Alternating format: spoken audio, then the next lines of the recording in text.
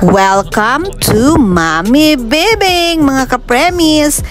Ito ang kalsada na binabaybay natin ay papunta sa The Diplomat Hotel. So, samahan nyo kami at iikot ko kayo dito sa The Diplomat Hotel. Dito sa Baguio City na kami. Galing na kami ng La Trinidad, Benguet. Malamig.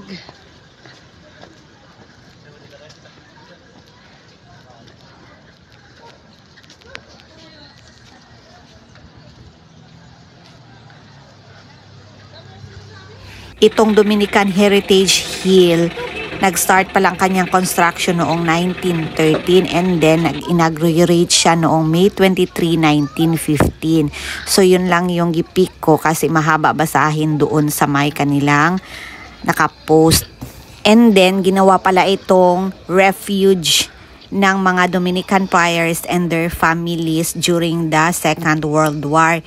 And then nung nasis ito ng Japanese occupying forces, ginawa na nila itong garrison.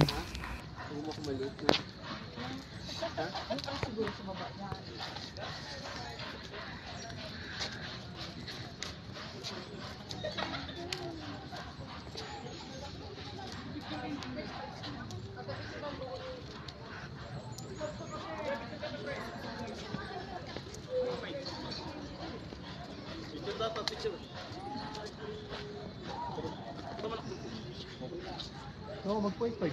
Mo yan. Magkaya ka, 0.1. 0.5.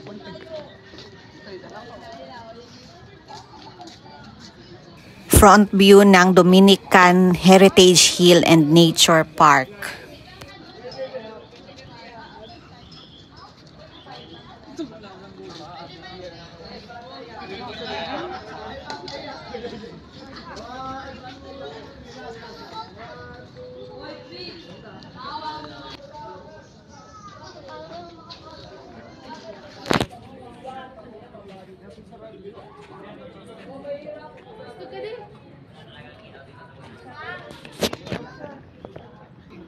Ayan no, tignan mo. O, di ba? See? The overlooking Baguio City. Yan yung sa baba.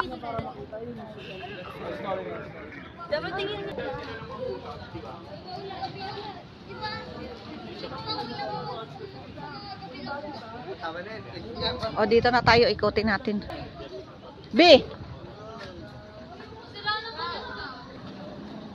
Shh!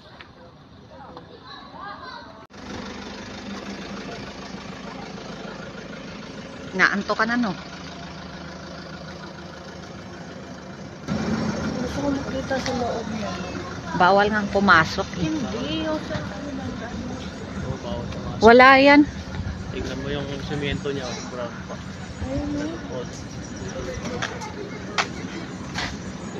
Anong meron dito? Bahay bakasyonan ng mga sanlindak, mga jobs ka.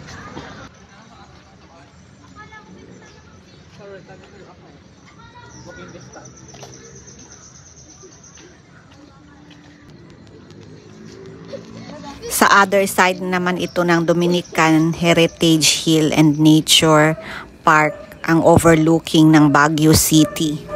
Okay na. Ito yung other side ng hotel, ng Diplomat Hotel. Kung facing ka sa kanya, nasa left side ito na side. Si Ana dira. May mga tiles na pala noon. Ang lamig.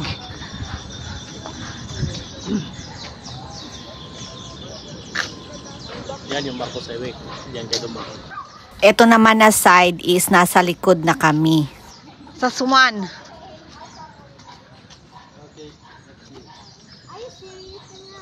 Can you follow me? I will follow you. But you don't. You guys want to Magmaya siya ito kami, Cindy.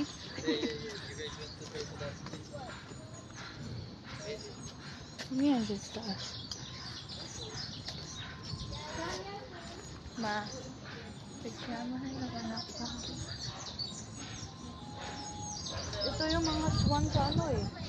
Enchanted. Wala ba tulog? Finally, I have the disaster.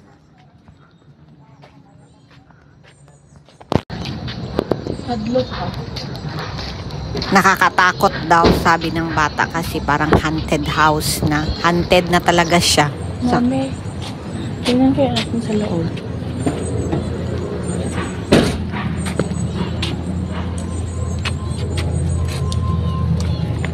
Wala kang makikita. Ito. Ano ito?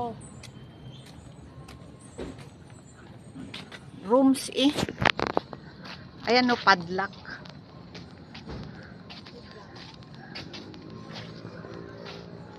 Ay, sinarado na nila. Baka pwedeng bumaba siguro dito dati.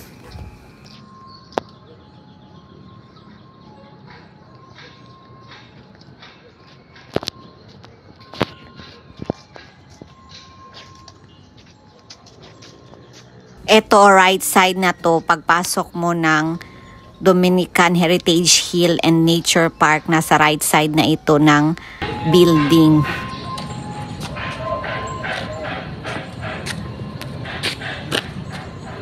Ano nakita mo doon? Sumilip ka? Ano nakita mo?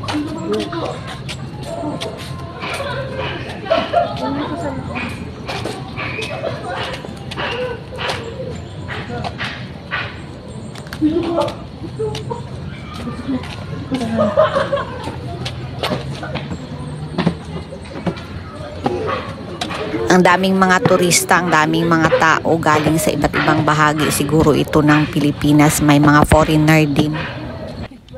So magpa-picture muna tayo bago kami umuwi para sa ating vlog.